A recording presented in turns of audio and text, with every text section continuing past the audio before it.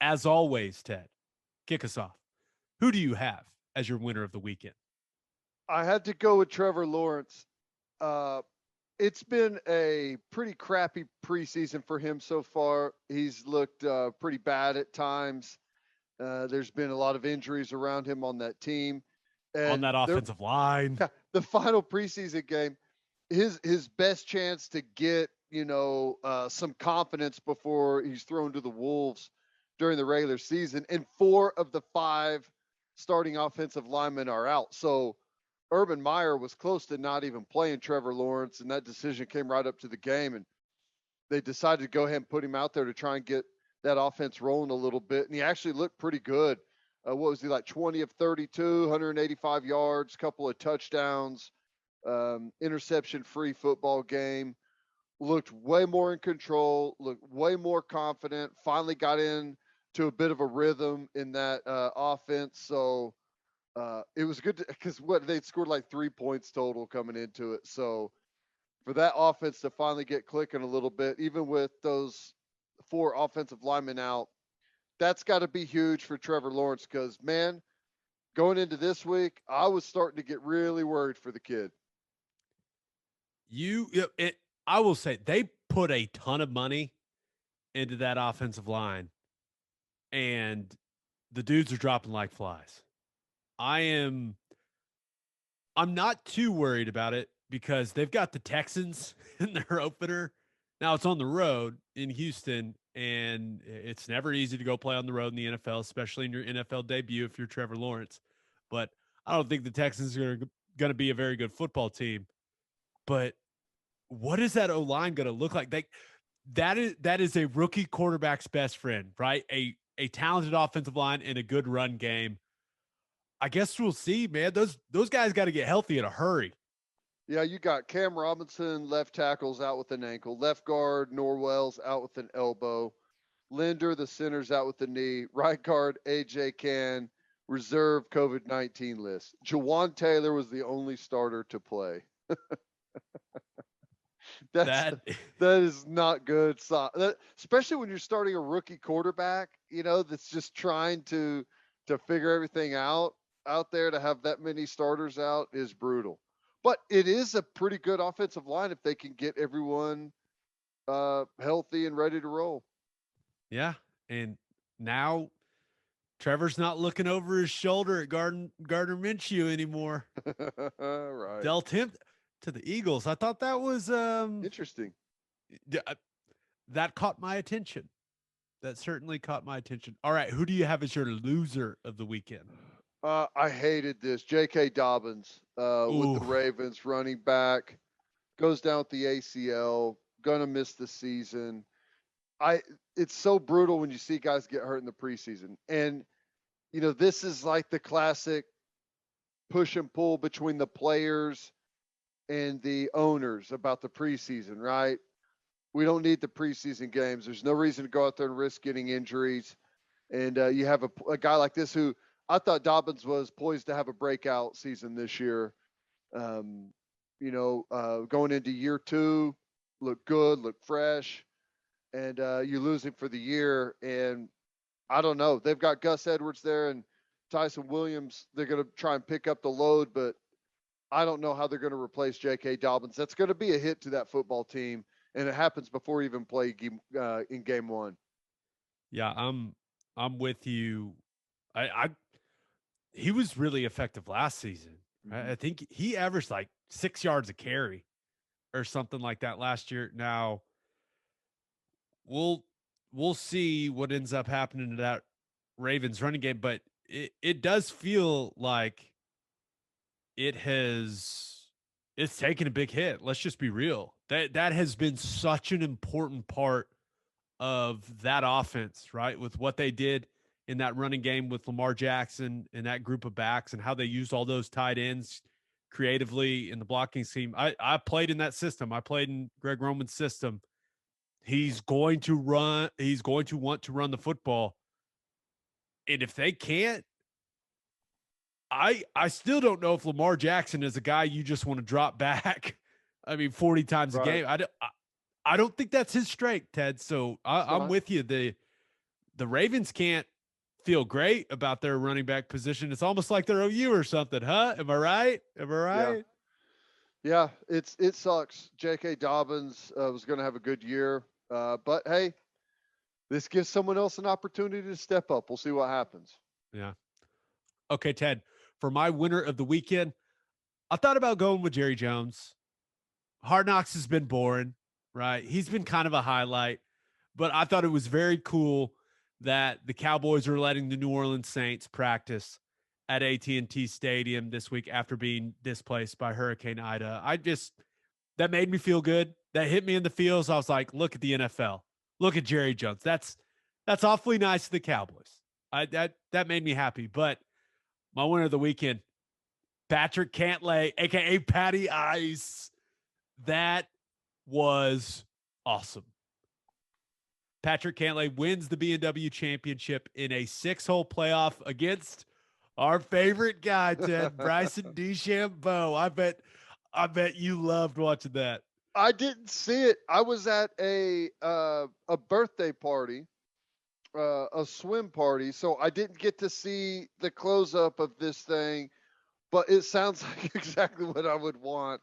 DeChambeau losing it in the end. Let me paint the picture for you. DeChambeau, last couple holes, when he would make putts, like subtle, like fist pumps, like I'm winning, like I'm going to win. Even coming up to 18, gave the hat tip. And he's like waving to the crowd on the side. But probably your favorite thing, the favorite thing for you would have been, I think it was on the 14th hole. DeChambeau's taking practice swings, right? He's about to fire one in, and he backs off the ball. Cantlay was walking like next to him, like way across the fairway. And he goes, "Hey, Patrick, can you stop walking?" And asked him to stop walking. Backed off the ball, asked him to stop walking, but it was an awesome finish. It was one of the more fun finishes I can remember in a while. It had everything from Cantlay, dude. I mean, ice in that dude's veins with the flat stick, man. It was an unbelievable display of putting. Drains a 20-footer on the 18th. Then DeChambeau misses, forces the playoff. And I was having so much fun rooting against Bryson DeChambeau. Like I was great, right? I was having a ball. And the playoff was awesome, right? Goes 6 holes, but they're going back and forth. Cantlay drains an 18-footer to birdie the 6th hole.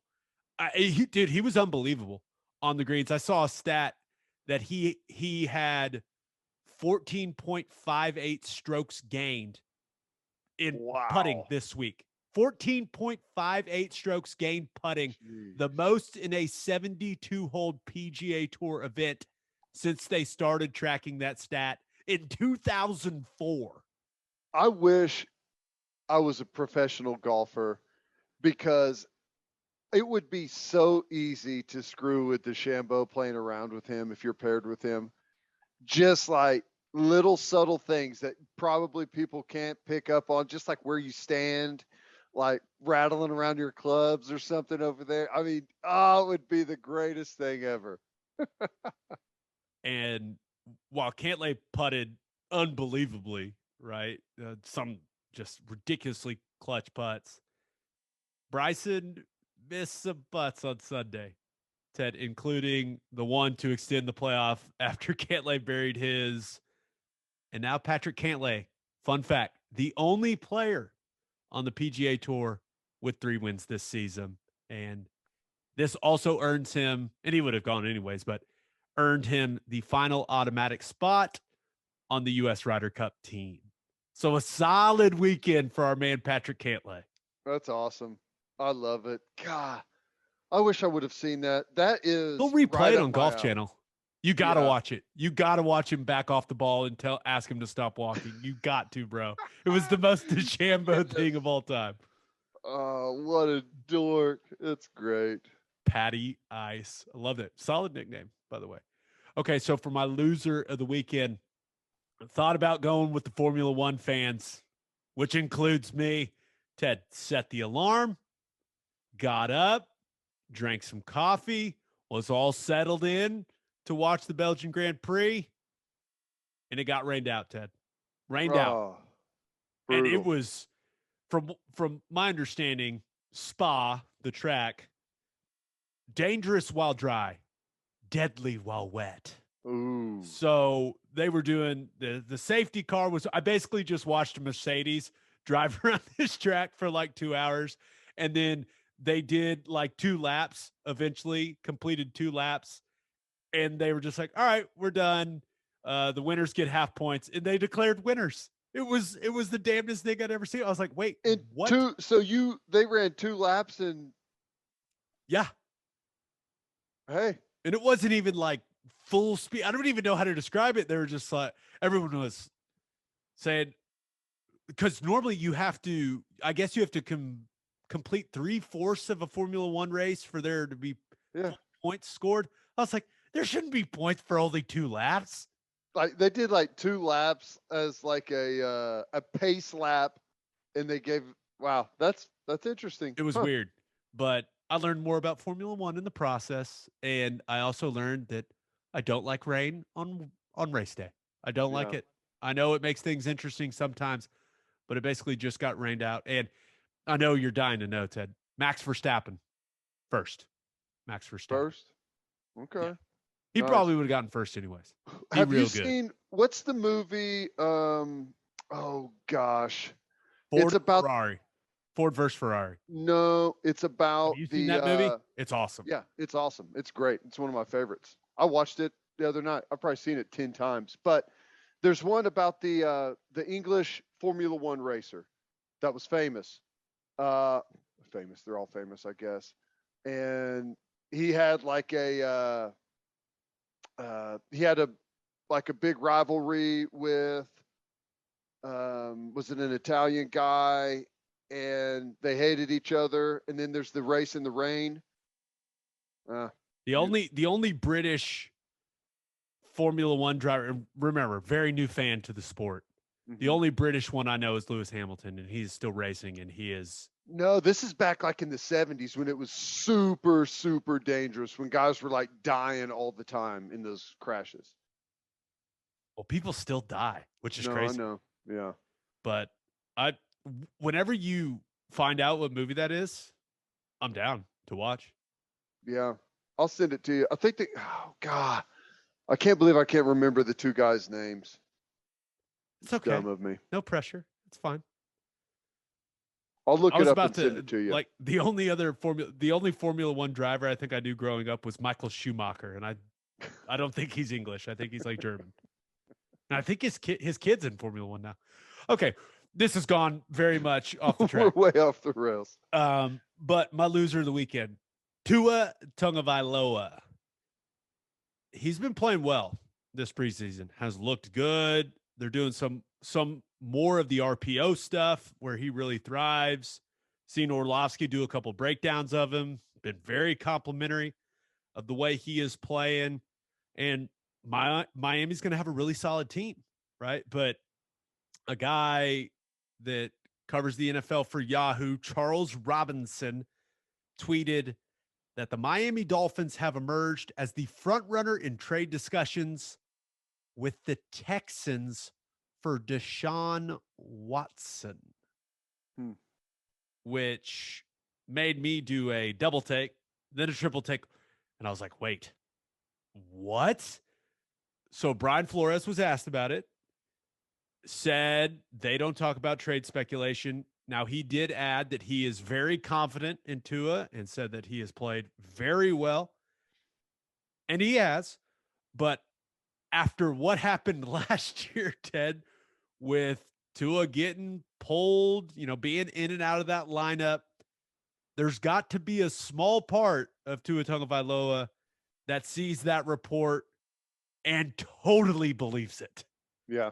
And there may not be an ounce of truth to that report, but he cannot be thrilled about that with everything that Deshaun Watson has going on, right? And it's still kind of crazy how little everyone talks about one of the best quarterbacks in football just not playing football this year. Like, I don't see any way in hell he steps on the field, but I have no idea why a team would trade for Deshaun Watson right now. I'm sure there would have to be a lot of things built into that trade agreement, but Tua's got to see this and be like, dude, what the hell?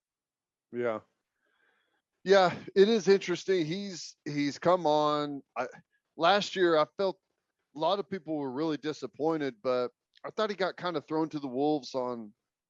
You got to give these guys a little bit of time. I know in some instances, guys step right in and do well.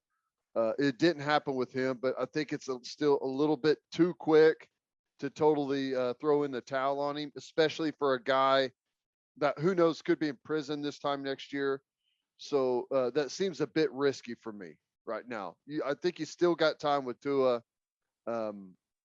They better have some serious inside information on that court case if they're going to make that trade. Yeah, I don't believe it, but it's out there. And when something like that is out there, you better believe that Tua saw it. And I can't. Yeah, God, there's I got to bet you be something to it. Like there's got to be some type of interest or some conversation has had to have happened. Usually those things don't just get conjured out of thin air. Yeah, and I'm not saying that Tua is like some, mentally weak guy or anything. I'm not trying to say that, but just really got to bother you. Like you're starting to gain some momentum. You're probably starting to feel like the leader in that locker room, and then this drops. I can't imagine how pissed off he is. God, that has to be Brutal. so frustrating. Brutal. Yeah.